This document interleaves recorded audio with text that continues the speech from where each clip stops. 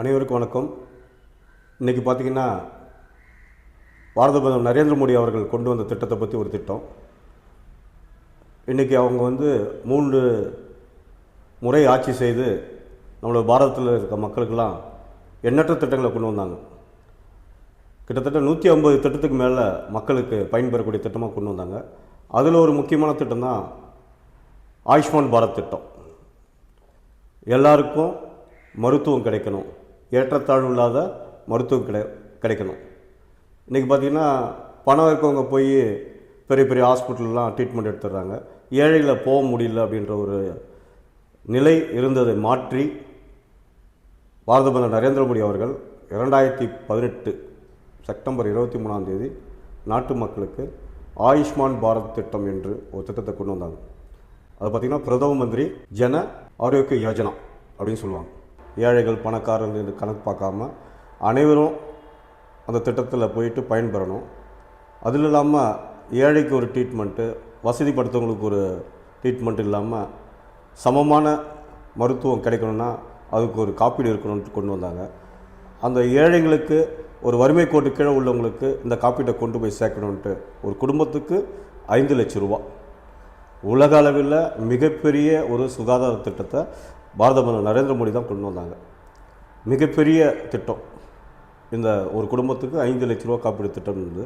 இந்த திட்டத்தில் பார்த்திங்கனாக்கா பயன்பெறக்கூடிய பயனாளிகள் நம்மளுடைய இந்தியாவில் எந்த ஒரு சூப்பர் ஸ்பெஷாலிட்டி ஹாஸ்பிட்டலாக இருந்தாலும் சரி, எந்த மருத்துவம் வேணாலும் போய் அங்கங்கே ட்ரீட்மெண்ட் எடுத்துக்கலாம். அந்த செலவு பார்த்திங்கன்னா முழுவதுமே அரசாங்கமே எடுத்துக்குது. கேஷ்லெஸ் சொல்லக்கூடிய பணமில்லா கட்டணமில்லா ட்ரீட்மெண்ட், அதேமாதிரி பேப்பர்லெஸ் காகிதம் இல்லாத அந்த கார்டை காமிச்சிங்கன்னா உங்களுக்கான ட்ரீட்மெண்ட்டை உடனுக்குடனே செய்து முடிப்பாங்க.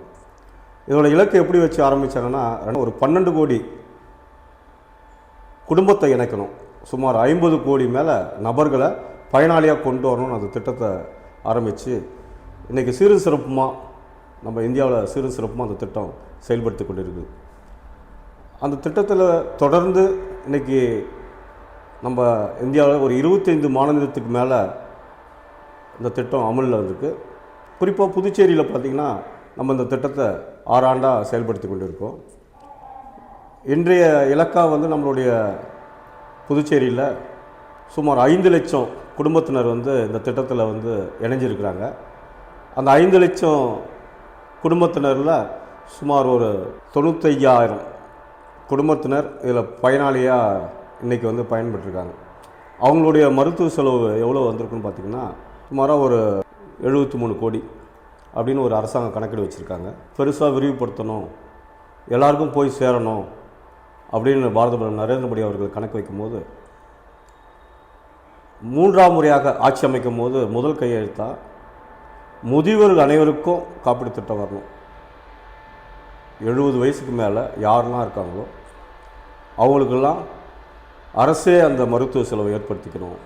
அவங்களுக்கு வரக்கூடிய திடீர் மருத்துவ செலவில் நம்மளுடைய அரசாங்கமே ஏற்றுக்கணும்னு சொல்லி இந்த திட்டத்தின் கீழ் வசதி ஏழ்மை எதுவும் பார்க்காம அனைத்து 70 வயது பூர்த்தியான முதியோர்கள் அனைவரும் இந்த திட்டத்தின் மூலம் பயன்பெறக்கூடிய வாய்ப்பில் இந்த ஆயுஷ்மான் பாரத் திட்டம் மிக சிறப்புமாக செயல்படுத்துது.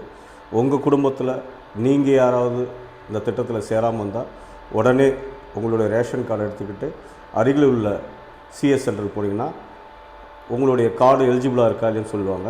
உங்கள் குடும்பத்தில் உள்ள அனைவரையும் அந்த ஆதார் கார்டை இணைச்சி பாரத பிரதமர் நரேந்திர மோடி அவருடைய இந்த ஆயுஷ்மான் பாரத் திட்டத்தின் கார்டை பெற்றுக்கொள்ளலாம். உங்களுடைய குடும்பமும் ஆரோக்கியமாக வாழறதுக்கு உங்களுடைய வாழ்த்துக்கள்.